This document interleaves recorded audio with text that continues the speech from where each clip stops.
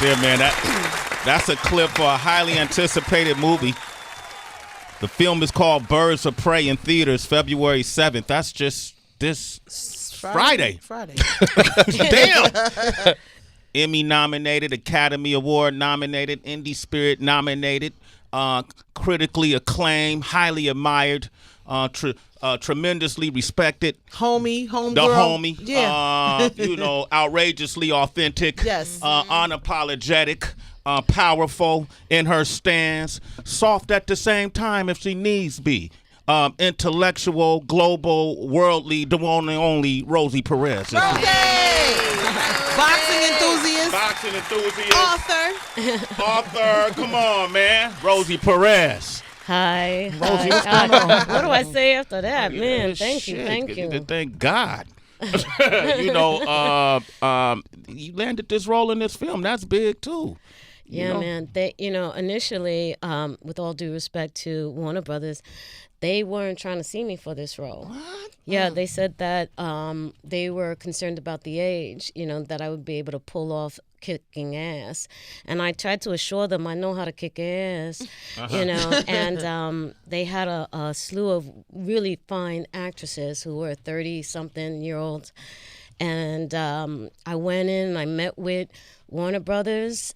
Next day, they said, we're wrong, you got the role.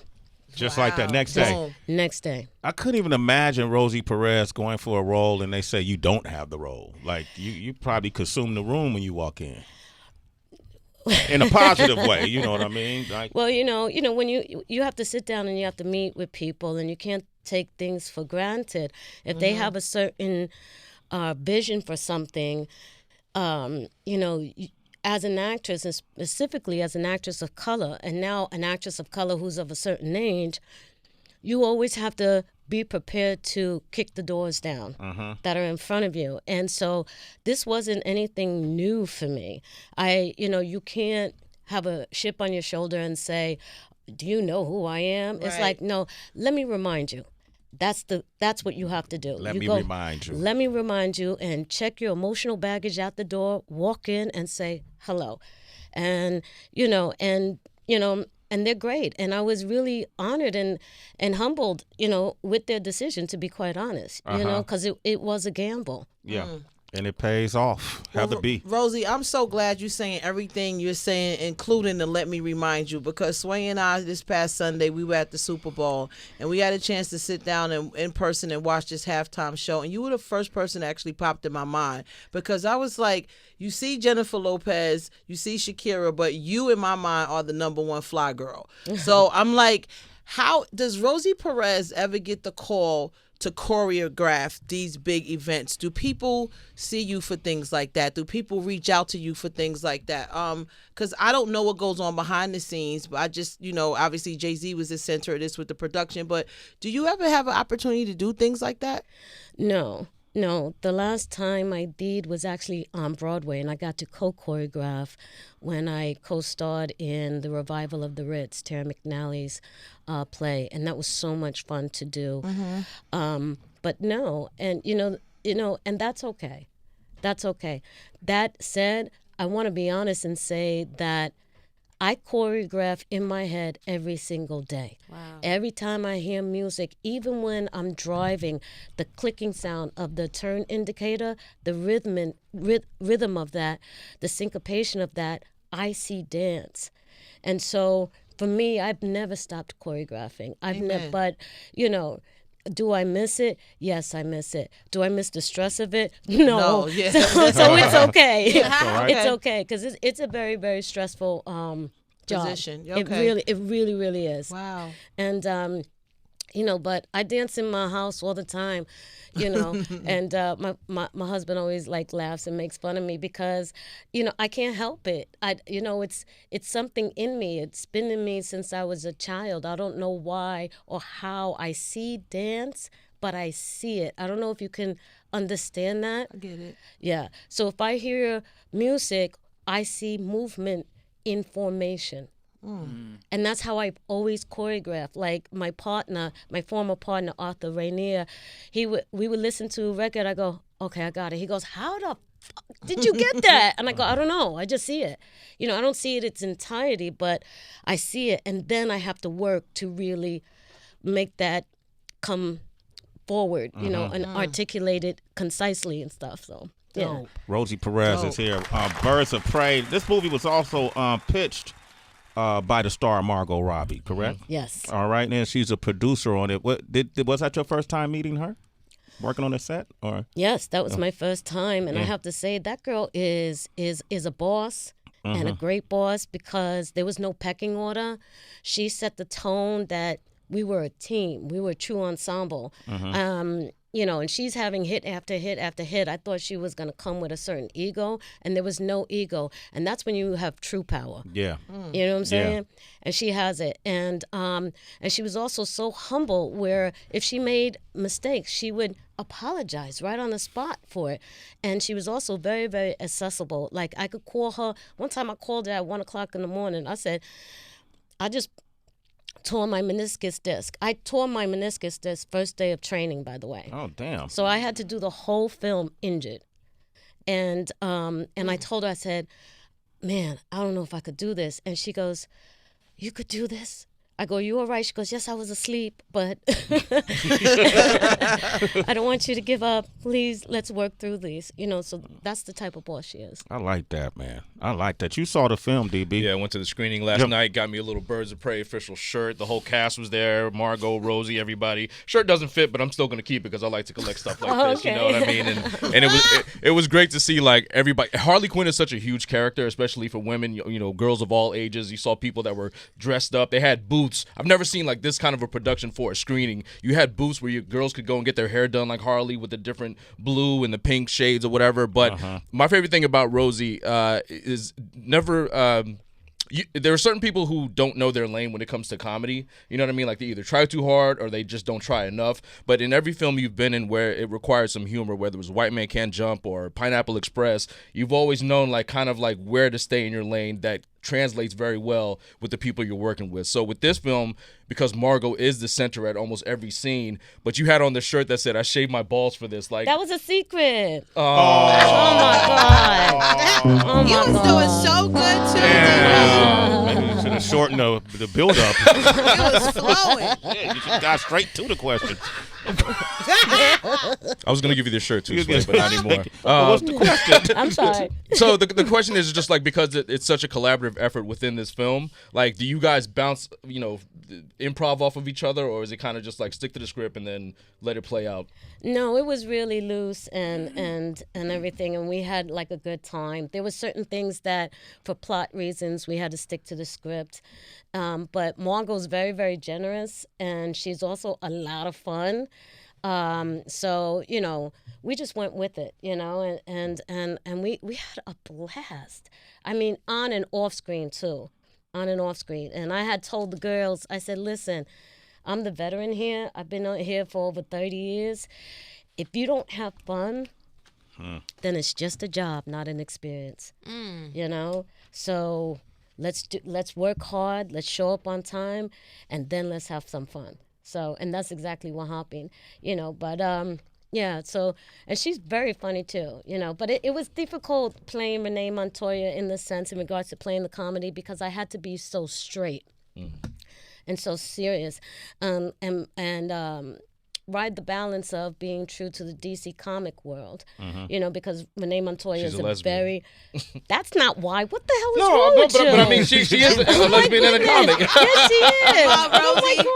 Teach them. Oh my God. Oh, in the comics. Yeah, in the comic, she's. Yo, I love Rosie. Oh my God. Oh my God. No, what I'm saying is that to be the straight man in comedy is not an easy task. Got you. Because in the DC world, Renee Montoya is a very dark, serious, angry person. And for various reasons, like she's been outed as a lesbian. But to also keep it light was a challenge, and I appreciated the challenge too. We have Keylolo on the line. Am I saying your name correctly? No, it's Keylolo. Oh. The dancer Keylolo? Yes. Hi, Rosie. Oh my goodness gracious. Keylolo, how are you? I'm great. Well, I'm not going to ask how you are. So you're doing wonderful. Oh, that's so fantastic. Keylolo, I hired her like when she was 16 years old, 16, 17 years old, to dance behind El DeBarge. Yeah. Oh, that's Wow. dope. Yep. Wow. She went on Rosie, you to keep fly. I'm dancing. telling you. Right. Rosie was the hookup back in the day. Exactly. And from then on, we went to dance with Miss LA and Bobby Brown. We did it all. And Janet Jackson, and Rosie too, right? hooked us up. Yeah. Wow. No. You I never did Janet. No. Okay. No. But Keylolo, I just want to tell you, girl, I think of you often, and you were so hardworking, and I'm happy that it turned out for you. And do you remember that time we were working so hard? We ordered a pizza and we sat and ate the whole pizza, just two of us. Yes. Yeah. Wow. Yes. Oh my Because we stayed in the studio, but you put that hard work ethic into us. Because we were young girls, and you took us under your wing and showed us the way. And big ups to you, Rosie. Oh, thank That's you. amazing. Nice to hear from you. That's amazing. She's sitting there talking on her, listening to it. You're a citizen, Keylolo. A sway in the You morning. gotta give her citizenship. Hit up Rosie on social media. Oh shit! Oh, girl, damn. My bad. Damn. Sorry, Rosie. Again. My bad. Tyler, what's up? You want to say something real quick? Yeah, it was good. Rosie Perez, this is a blessing. I just want to say I'm 23.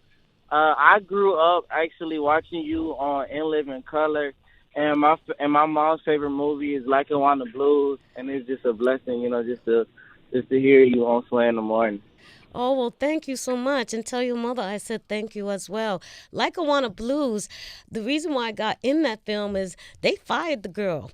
And at the last minute, the director called me and he said, "What you doing?" I said, "Watching boxing." He said, "When can you get on the plane? I just fired this girl. I need you to fill in." That's how I got in Lackawanna Blues. Wow. See, Tyler, you see what you brought out with that question? Tracy, go ahead. Rosie, as you were speaking to Keylolo is her name, right? Mm-hmm. It made me think of how a badass is also someone who's just loyal to their friends, loyal to other women. And I started thinking about how you were there in full support of Annabella. And with this Harvey Weinstein trial that's finally happened, that's long overdue, would you be generous enough to share for people who might need to be the friend who has to support a victim, how to navigate that? Because it's not a comfortable place for a lot of people, especially as this is moving towards, front and center more and more. People are going to be coming out and their friends are going to have to show up. Well, legally, I'm not at liberty to discuss the trial because it's still ongoing. So I need to put that disclaimer out there because I don't want to hurt the process in any shape or form. Outside of the trial, and let me make that clear, my statement is not pertaining to the trial. All I can say is if you're ever in a situation or your friend is in a certain situation, tell the truth. And sometimes it's scary, and sometimes it could be soul shaking, but you have to put yourself in their position. You would want somebody to stand up for you, and so it's so I would say take the risk because we women have to stick together. Amen. So. Okay, now before you go, I got and thank you for that transparency. I got to ask you a few questions though before you go. All right, Wilder versus Fury. Of Oh, course. wow, here we go. Everyone keeps asking me that. I have to say that I'm a Wilder fan and a Fury fan, and I was very, very impressed with Fury that he got up off the canvas. That was like someone said earlier, like the dead Lazarus rising up from the dead. But, I think that Wilder has improved. I think that Last fight, yeah. his boxing skills has improved. That's why I love boxing, because a failure is not what we think it is. A failure is just a lesson to your next success, And I think that he has improved. So he has the most devastating right in the business right now. If he can use that and be smart, I think that he can win it. Yeah. But he's going to have to do it much earlier. And because Fury is a tricky fighter. And he will frustrate you. So he just has to, Wilder needs to be calm, not get frustrated, and knock him out early. If he doesn't, it may go all 12 rounds. May go, and we might see another draw, right? Okay, great. I agree with you on that. Canelo, if Canelo was to fight Charlo, the undefeated Charlo. Canelo. I would say Canelo because of the fact that Canelo has gotten better, his power has increased, and his power resistance has increased. And even more importantly, Charlo is a great fighter. I'm not taking anything away from him. What he has achieved in such a short time is very, very impressive. Yeah. And he's a great boxer. But sometimes on such a big stage, I've seen other fighters kind of crumble. You know what I mean? And so I think that would be the test. But my initial reaction, knee-jerk reaction, would to say Canelo just because of his experience. Okay. Errol Spence Jr. And I'm going to put a couple of contenders. Terrence Crawford. That's a hard one. Okay. That's a hard one because Errol Spence is the bigger guy. Yeah. So the bigger guy usually wins the fight. That said, it's not the fight in the dog, it's the dog in the fight, or vice versa, right? Bud Crawford shocks everyone every single time. Yeah. He comes from a certain family. I've met their family. They are no joke. Yeah, I hung out with them. They be having barbecues ringside. Yes, I do. Yes, I do. And they have a belief system in them all the way down to the grandma that they can kick your ass. Yeah. And that's something because Muhammad Ali had a belief system. That's why he became the champion that he was. Floyd Mayweather had a belief system. Mike Tyson had a belief system. Bud Crawford has the belief system. The only deficit that I see with Crawford is that they put him on the shelf for way too long. Yeah. And the ring rust showed in his last fight, even though he won. But he took those punches like a champ, and he came out with the W impressively. So I don't know. That would be the most interesting fight to see. Can Pacquiao beat either Crawford or Errol Spence Jr.? Pacquiao could probably, on points, beat. Sorry, Earl. I think he could beat Earl, and on Earl because what he did to Pacquiao, what he did to what's in the Keith Thurman or which one? Porter. Sean Porter. Yeah. Sean Porter had supposedly more power and was always coming a forward fighter and everything like that. And he took him to school. Yeah. People forget how highly skilled Manny Pacquiao is. And they also forget about his bone density. Yeah. Which dictates your power. So he is highly skilled. He has extreme power and he never ever gives up. And as highly skilled of a boxer that Errol Spence Jr. is, what he did to Mikey Garcia was hard to watch. Yeah. But Mikey Garcia was still standing up. Yeah. So you know what I'm saying? Yeah. You know what I'm saying? I mean, I don't know. He finished the fight. Yeah. Yeah, and so I don't know, but because Pacquiao has just been shocking everybody. Yeah. Okay. So I don't know. Quick answer: Lomachenko against Tank Davis. Gervonta. Oh my gosh! On points, Lomachenko. On power, Davis. If Davis catches him with a good one, it'll be lights out. Because the Tank got power, But Lomachenko is a much more highly skilled fighter than Gervonta. Devin Haney. Haney. Haney versus who? Lomachenko. Lomachenko. He's better skilled. He can move away from the punch. You know what I'm saying? The thing is that why I would say that he would have a challenge against the Tank is that the Tank can move with you. Yeah. You know what I'm saying? And the torque that the Tank has when he throws that right or that left, when he torques his body in that certain position, Rosie Perez, ladies and gentlemen. Hey, Birds of Prey in theaters Friday, February the 7th. Continue success. Thank you. I love when we get together. It's like I love when you're here, and I'm happy for you. I'm glad you landed this role. More to come for Rosie Perez. Thank you. And it's good to see you. Thank you for always having me. I love you. Where's my girl? Where'd she go? Heather, I love you too. You already know. Okay. I gotta run to my other job. Okay. All right. Thank you for having me, everybody. And you all have a lovely day. And everybody, thank you for listening. And please check out the film. Absolutely. And follow Rosie at Rosie Perez, Brooklyn, or what? BKLYN. BKLYN. Also, Yo Gotti and Lil Migo, we want to thank them for coming by today. We're going to just close the show early. And on that note, we have nothing left to say.